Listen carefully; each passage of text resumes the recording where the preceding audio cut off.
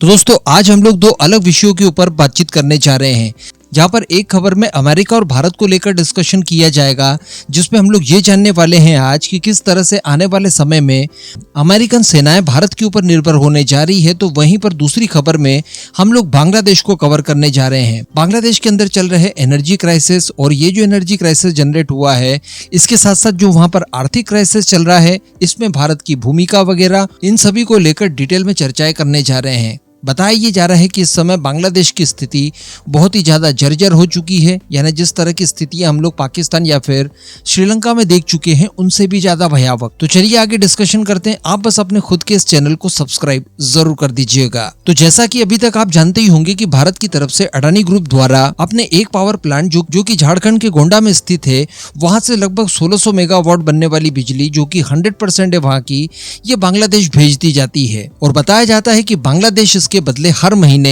90 से लेकर 100 million dollars का बिल पे करता है। लेकिन पिछले कुछ समय की अगर बात की जाए तो बांग्लादेश द्वारा अडानी ग्रुप को ये बिल पे किया ही नहीं गया है, और 800 मिलियन डॉलर्स के आसपास का ये बिल बकाया हो गया है, यानी लगभग 8-9 महीनों से इन्होंने बिल पे नहीं किया है। इसके अलावा भी कई सारी भारत की सरकारी कंपनियां जो कि छोटे बड़े स्तर पर इन्हें इलेक्ट्रिसिटी की सप्लाई कर रही थी, इन सभी को भी अभी तक इन्होंने पेमेंट नहीं करी है। तो बताया ये जा रहा है कि आज की तारीख में ये जो बकाया है, जो भारत की सरकारी और प्राइवेट कंपनियों का है, ये टोटल 1 बिलियन डॉलर से भी ऊपर जा चुका है। ये केवल मैं इलेक्ट्रिसिटी की बात कर रहा हूँ, बाकी की चीजों के जो बिल बाकी हैं वो तो अलग। इसके बाद होता यह है कि भारत की कई सारी सरकारी कंपनियों द्वारा तो इनकी सप्लाई काट दी जाती है, बिजली बंद कर दी जाती है। अडानी ग्रुप की बात की जाए तो इनकी तरफ से भी कई बार इन्हें पैसों की डिमांड की जाती है। इन्हें कह दिया जाता है कि देखिए, ज्यादा लंबे समय तक उधार में हम लोग बिजली नहीं दे पाएंगे, अगर आप बिल पेमेंट नहीं करते हैं तो ये सारी की सारी बिजली हम लोग भारत के ही अलग अलग राज्यों में इस्तेमाल करने जा रहे हैं। इसको लेकर गवर्नमेंट द्वारा उन्हें मंजूरी भी दे दी गई थी। लेकिन चूंकि बांग्लादेश की स्थिति इस समय देखी जाए तो आर्थिक तौर पर वो काफी ज्यादा परेशान हो चुका है, यहाँ तक कि अपनी आर्थिक स्थिति को बहाल करने के लिए कई सारी वित्तीय संस्थाएं जो कि इंटरनेशनल लेवल पर काम करती है, वर्ल्ड बैंक हो गई, IMF हो गई, इस तरह की संस्थाओं से वो लगातार अपने लिए लोन मांग रहा है। कई संस्थाओं की तरफ से उसे शुरुआत में लोन दे भी दिया गया है, डेफिनेटली क्योंकि अमेरिका का सपोर्ट है उनके पास। तो बताया जा रहा है कि इसी में से अडानी ग्रुप को इन्होंने इनिशियली 70 मिलियन डॉलर्स का भुगतान किया है, यानी जो 800 मिलियन डॉलर्स 8 महीनों का बाकी था वो तो अभी तक बाकी ही है। लेकिन जो 90 महीने के लिए 90 से लेकर 100 मिलियन डॉलर का बिल बनता है और हर महीने लगभग इतना ही पे किया जाता है, उसमें से केवल 70 मिलियन डॉलर्स इन्होंने पे किया है। तो अभी भी आप समझ सकते हैं कि 800 मिलियन डॉलर से ऊपर का पेमेंट इनके ऊपर अभी भी ड्यू है। इसके अलावा मैं आपको बता दूं कि बांग्लादेश पावर डेवलपमेंट बोर्ड से भारत की दूसरी पावर कंपनियां, जिनमें SIIL एनर्जी इंडिया लिमिटेड है, PTC है, इन सभी के द्वारा जोर देकर अपना बकाया भी मांगा गया है।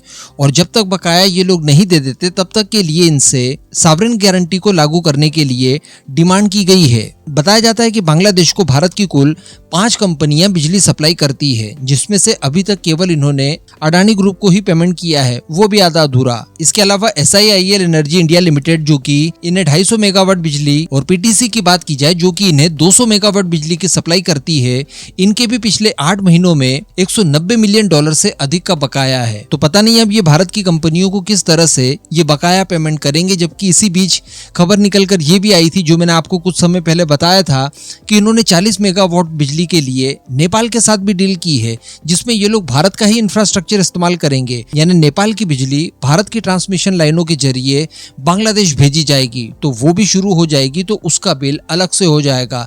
पता नहीं ये सारे पेमेंट्स को किस हिसाब से और किस तरीके से निपटान करेंगे भविष्य के अंदर। अब यहाँ पर भारत की जो दूसरी कंपनियां सॉवरेन गारंटी की बात कर रही है कि उसको लागू किया जाए, तो ये दरअसल बैंक में रखी गई गारंटी होती है, जो कि डील के समय डील का कुछ % होता है जो कि आपको बैंक में जमा कराना होता है, और दोनों में से कोई भी डिफॉल्ट कर जाने पर जो लेनदाता होता है वो वहां से वसूल कर लेता है। इसके लिए जो बैंकिंग पार्टनर का नाम सामने आ रहा है वो है बांग्लादेश की रूपाली बैंक। तो अगर बांग्लादेश पावर बोर्ड अगर ये पैसा देने में सक्षम नहीं होता तो संभवतः भारत की कंपनियां इस रूपाली बैंक से ये सारा का सारा पैसा वसूल करेंगी। इसके साथ साथ डिफॉल्ट कर जाने पर बिजली की सप्लाई काट दी जाएगी, वो अलग। तो इन सारी चीजों से मिला जुलाकर इन्हें कितनी परेशानी होगी आप समझ सकते हैं। तो कुछ इस तरह की चीजें होती है जब देश में अराजकता फैलती है, जब एक अच्छी भली सरकार जो कि काफी अच्छा डेवलपमेंट कर रही थी, इनके देश की इकोनॉमी को बेहतर रास्ते पर चला रही थी, काफी चीजें शांतिपूर्वक घटित भी हो रही थी, उसे हटाकर इन्होंने जो अपने पैर पर कुल्हाड़ी मारी है, ये इन्हें दशकों तक भुगतना पड़ेगा। अब अगली खबर की बात की जाए तो ये भारत अमेरिका के संबंध में है। देखिए, बताया ये जा रहा है कि अब भारत की कुछ चिप निर्माता कंपनियां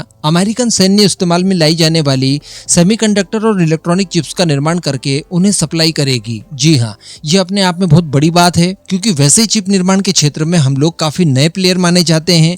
रिसेंटली ही भारत के अंदर ये सारी पहल करके चिप निर्माण का कार्य भारत में शुरू करवाया गया है और सीधे हम लोग अमेरिका की सैन्य रिक्वायरमेंट को फुलफिल करने के लिए ऑर्डर लेने जा रहे हैं। तो ये अपने आप में एक गौरव का विषय हो सकता है।